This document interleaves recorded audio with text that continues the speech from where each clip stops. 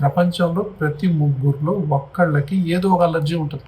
సరి అయిన సమయంలో సరి అయిన వైద్యుడిని సంప్రదించి సరి అయినటువంటి ట్రీట్మెంట్ కనుక మనం తీసుకున్నట్లయితే జీవితం అనేది సరైన మార్గంలో నడుస్తుంది.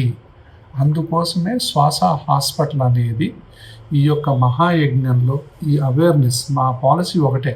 ఒక్కళ్ళకు వైద్యం చేస్తే 100 మందికి అవేర్నెస్ కలిగించాలనేది ఒక జీవితాశయంగా పెట్టుకున్నాను.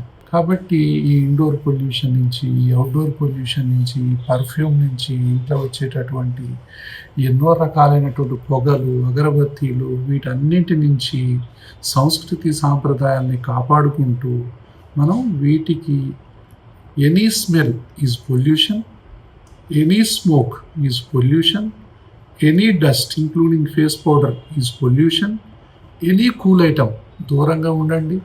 తర్వాత ఎనీ జంక్ ఫుడ్ దూరంగా ఉండండి. ప్రకృతికి సంబంధించింది ప్రకృతికి ఎంత దగ్గరగా ఉంటే మన ఆరోగ్యం అంత బాగుంటుంది.